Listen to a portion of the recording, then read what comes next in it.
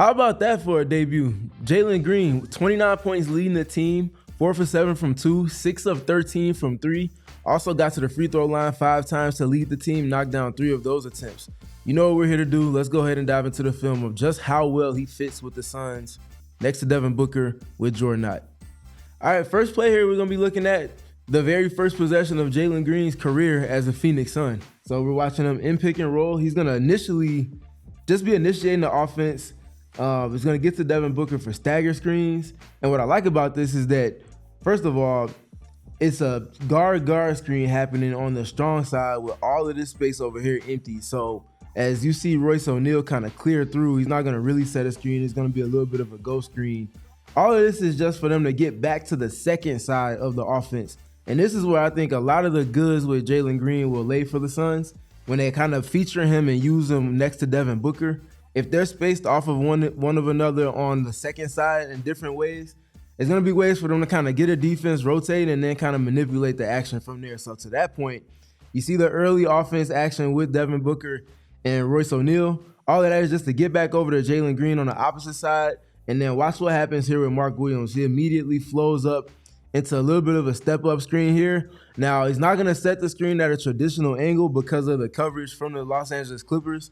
Like we talked about in the film session prior to Jalen Green making his debut and kind of looking at the series with the Golden State Warriors, what we're looking at here is the vision of Jalen Green and what he's seeing and why he's reacting the way that he is. So Mark Williams has to flip the angle of the screen that he wants to set because you got defender number 1 right here, Chris Dunn, and defender number 2, Ivica Zubac. They're trying to keep Jalen Green funneled to this area of the floor, not allowing for him to get access to the paint.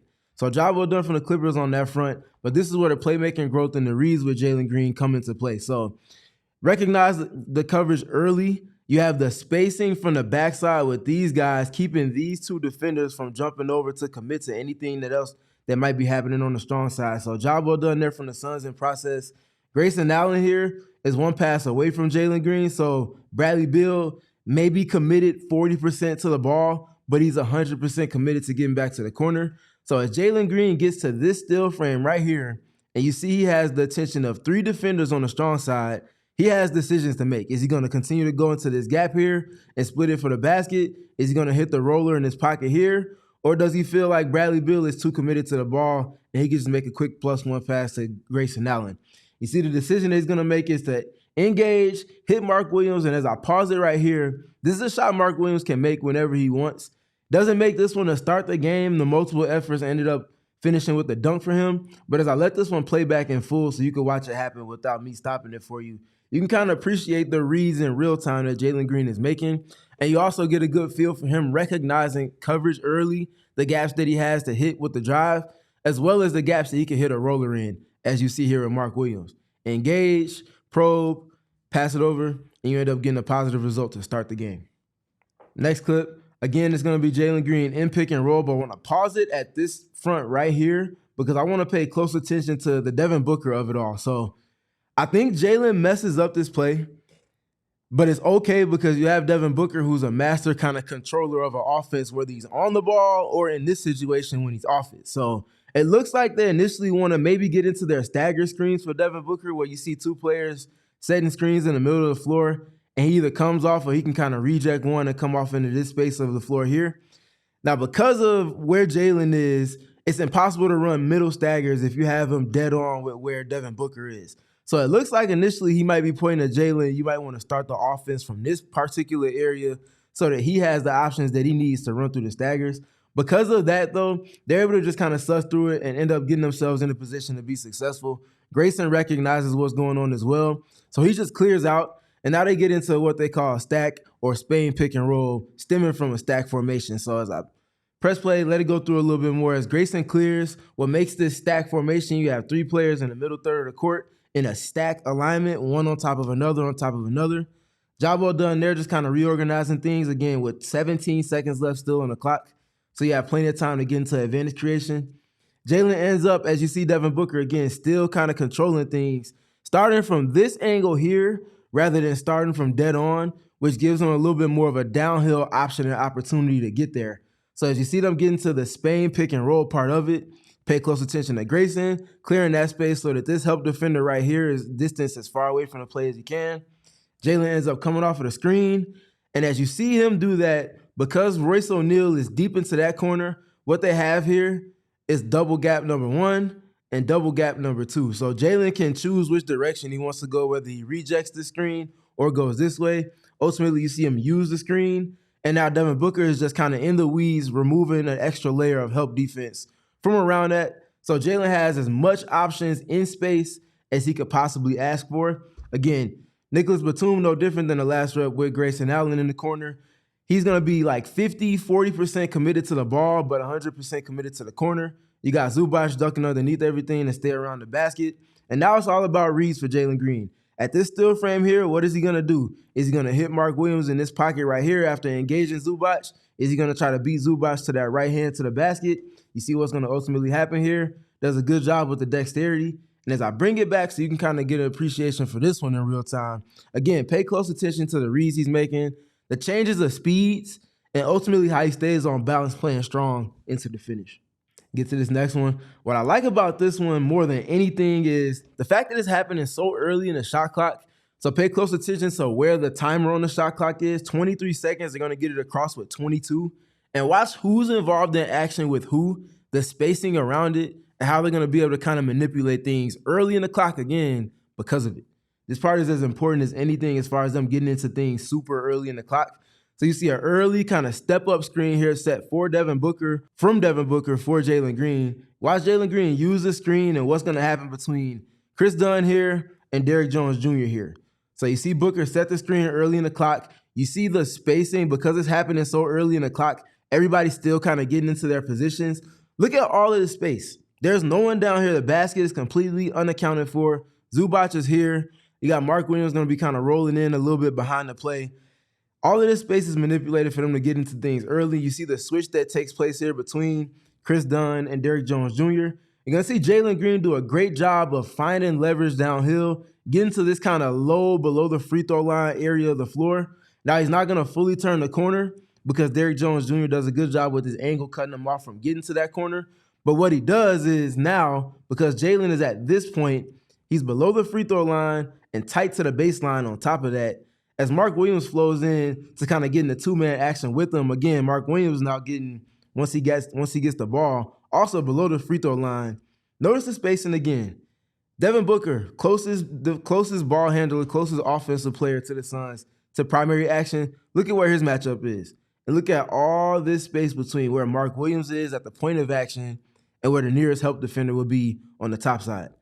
Now process all of that with what's happening with Jalen Green as he comes off of this chase action with Mark Williams in the empty side.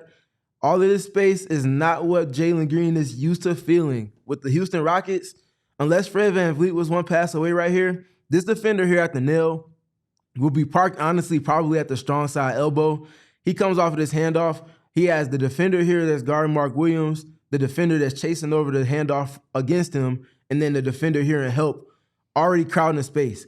Because he's with the Suns and because this is Devin Booker that's one pass away from him, he has options. And one of the best options is going to be that he can just keep the ball and get into putting pressure on the paint and pressure on the rim. Now, because of those things, he has just enough time to make this pocket pass to Mark Williams on the roll. Now, Mark is not going to finish this one, but this is an A-plus shot in terms of when it's happening in the shot clock, the process into it, and ultimately the rhythm with it all as well. You can kind of see the layer foundation being laid for how Jalen Green can be successful and how also he can help his teammates be put in position to be successful as well. Get to this next one. A lot happening in that first quarter. We're finally getting to the second quarter here now. What I like about this rep is we kind of let it play through and let it slow down just a little bit. What I want to pause for right here is as we watch Colin Gillespie and Nick Richards kind of get into a little bit of a double drag here for Jalen. What I like about Jalen being involved in these double drags is the fact that what it's doing on the other side of the second screen being set, this is what's called a double gap. So you have a space where not only is there not one offensive player, but there's not even two defenders that are in that specific space as Jalen Green is going towards that pocket of the floor. And now because of that, and because of Grayson being spaced below the free throw line into the deep corner, almost kind of hugging the baseline in the corner here, if you will, where they meet, Jalen Green can come off of this screen and have all type of space to attack, which is exactly what he ends up doing. Again, hits the double gap. Now, this guy usually isn't going to be able to commit this heavily to the ball because Grayson Allen is there, one pass away. Collins ends up making a decision to fully commit to the ball differently from the ways that Derrick Jones Jr. and Bradley Beal did in the first couple of clips of this film session. But watch the decision making again from Jalen Green as he kind of gets into the advantage. Gets to the paint and is able to ultimately get up free throws. And that's the important part for the Suns because no one else on the team is getting downhill with the speed that he is. No one else is going to be able to hit the double gaps in the way that he is able to. And John Collins is making this decision a little bit just knowing what he's doing versus what Devin Booker might be doing or what Colin Gillespie might be doing. So job well done from Jalen Green on this rep, just putting pressure on the rim. That's going to be as maybe one of the biggest things that he's bringing to the Suns as far as his skill set goes than anything else. That ability to kind of play into the psyche of defenders, make them make decisions that not necessarily are aligned with their principles, and potentially open himself up for opportunity or his teammates. We get to this next one. I just want to pause it here. Appreciate the spacing. You got an angle pick and roll taking place here between Jalen Green and Mark Williams. It's happening high in the slot. Usually they happen around this area, maybe a little bit around here, beyond the three-point line. The point of the screen here is taking place that far up the floor. Zubac isn't going to want to get all the way up that far north of the three-point line because what that's going to do is concede all of this space at the rim. But he has to get to a certain point because Jalen Green is going to be able to pick up steam and get downhill. And tandem with all of that, one Suns player deep in the corner strong side, one Suns player deep in the corner weak side, and then you got Devin Booker space one pass away above the break at the Mortgage Matchup Center logo. That is elite spacing as a template, but the players within that spacing are all plus above average catch and shoot three-point players. All of that in tandem with the Suns' spacing process and the movement that they can get into kind of plays into what we're going to see here. They're going to be a little bit more static than they are on other reps that we'll be looking at a little bit later. But just generally, because there's so much space and Zubac is in this super deep drop here, when the point of the screen is this high, Jalen Green has space to operate in. He can snake it. He can get to a pull-up three here. He can get to a pull-up midi here. He can get into engaging Zubac at this free throw line area to see if he's going to late switch it.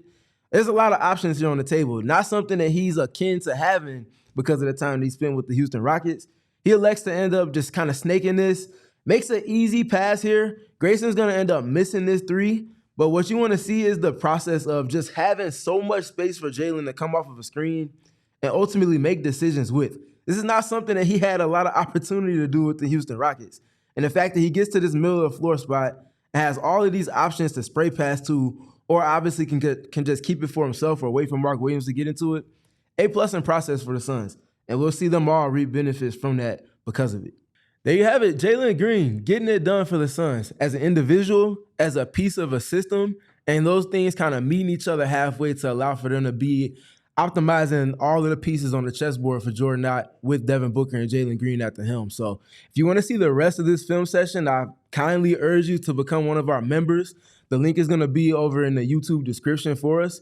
Go over there, check out the membership link. Also want to make sure you check out the Die Hard membership link if you haven't already, and I'll meet you on the other side of it.